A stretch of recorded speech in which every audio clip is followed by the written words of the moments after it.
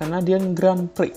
Akhirnya kita akan balapan lagi di sirkuit Montreal ini setelah absen 3 tahun karena pandemi COVID-19. Banyak sekali kenangan-kenangan indah di trek ini, dan maka dari itulah gue akan ngebahas balapan favorit gue di trek ini, yaitu Canadian Grand Prix 2011. Ya, tidak ada polling lagi karena gue lagi sibuk sama urusan kuliah, dan gue juga baru nyadar beberapa hari yang lalu kalau balapan Azerbaijan dan Kanada itu back-to-back. Jadi, sorry banget ya. Tapi untuk next race, polling akan kembali diadakan. Nah, sekarang, apa yang terjadi di Canadian Grand Prix 2011? Nah, Canadian Grand Prix merupakan balapan ke-7 di musim 2011, dan di musim itu, Red Bull benar-benar mendominasi musim itu dengan Sebastian Vettel ketika ia memenangkan 5 dari 6 balapan pertama saat itu.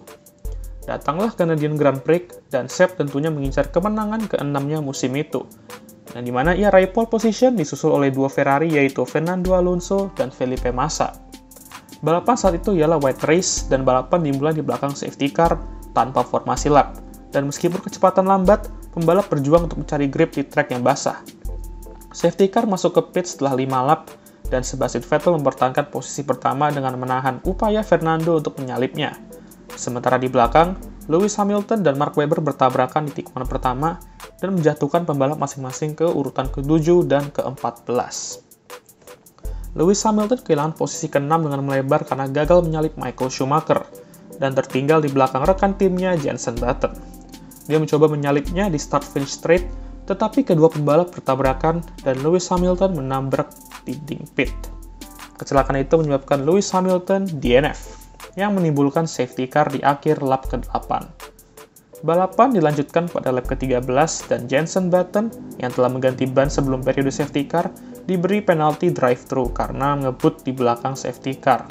Jadi dia muncul kembali di posisi ke-15. Sebastian Vettel mulai memperbesar keunggulannya atas Fernando Alonso dan Felipe Massa di urutan kedua dan ketiga. Pada lap ke-19, badai hujan tiba di sirkuit, memaksa pembalap dengan ban intermediate untuk kembali memakai ban wet. Safety car keluar pada lap ke-20 karena intensitas hujan, dan setelah 6 lap di bawah safety car, kondisi semakin memburuk dan balapan dihentikan. Hujan deras mencegah dimulainya kembali balapan selama lebih dari 2 jam. Edan gak tuh? 2 jam gak tahu mau ngapain. Setelah hujan reda, balapan dimulai, kembali di belakang safety car dengan posisi pembalap sebelum saat balapan disuspensi tadi. Sebastian Vettel pertama, diikuti oleh Kamui Kobayashi, Felipe Massa, Nick Heidfeld, Vitaly Petrov, dan Paul Di Resta. Mark Webber berada di tempat ke-7, dengan Fernando Alonso, Pedro de la Rosa, dan Jenson Button di belakangnya. Sebastian Vettel mulai memperbesar keunggulan atas Kamui Kobayashi begitu safety car masuk pada lap ke-35. Ketika Jenson Button berada di urutan ke-10 dan mencoba untuk melewati Fernando Alonso di tikungan ketiga, kedua mobil bersentuhan, dan Ferrari-nya Fernando Alonso spin dan terdampar di tepi jalan, mengeluarkan safety car lagi.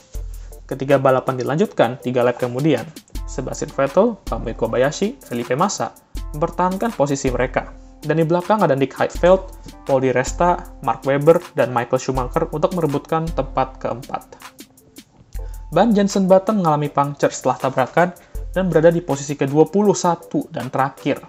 Sepertinya ini akan menjadi balapan yang akan dilupakan oleh Jenson Button pada saat itu. Tetapi ia tidak mau menyerah dan mulai memperbaiki posisi dan berada di urutan ke-14 pada lap ke-44. Pada lap ke-56, Nick Heidfeld bertarung dengan Kamui Kobayashi untuk merebutkan posisi ke-5, tetapi bertabrakan dengan bagian belakang Sauber yang merusak sayap depannya. Sayapnya kemudian terlepas dan terlipat di bawah mobil, dan Nick Heidfeld kehilangan kendali atas mobilnya dan mengarah ke jalan keluar di belokan ketiga. Puing-puing atau debris di trek dari kecelakaan itu menimbulkan safety car ke-6 di balapan itu. 6, mantep lah pokoknya ya. Edan. Michael Schumacher dan Mark Webber yang sempat merebutkan posisi kedua sebelum safety car melanjutkan pertarungan mereka saat balapan dilanjutkan pada lap ke-61.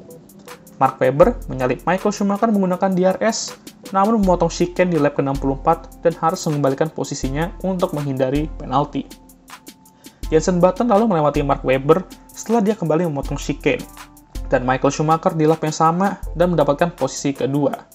Setelah berbagai macam insiden di awal-awal balapan, Jenson Button naik ke podium dan bahkan mengejar pemimpin balapan saat itu yaitu Sebastian Vettel. Dan saat Jenson Button mulai mengejar pemimpin balapan yaitu Sepp, Mark Webber menyalip Michael Schumacher untuk posisi ketiga pada lap ke-67. Nah, di depan, Sebastian Vettel memimpin 0,9 detik di lap terakhir, sebelum akhirnya ia melebar di tikungan ke-6 dan Jenson Button melewatinya untuk memimpin balapan dan menahannya untuk memenangkan balapan tersebut. Sebastian Vettel finish kedua, di depan Mark Webber di urutan ketiga, dan Michael Schumacher finish di urutan keempat. Bagi fans Sepp, mungkin balapan ini sangat nyesek, dan entah kenapa dia selalu nyesek di sini, 2019 contohnya.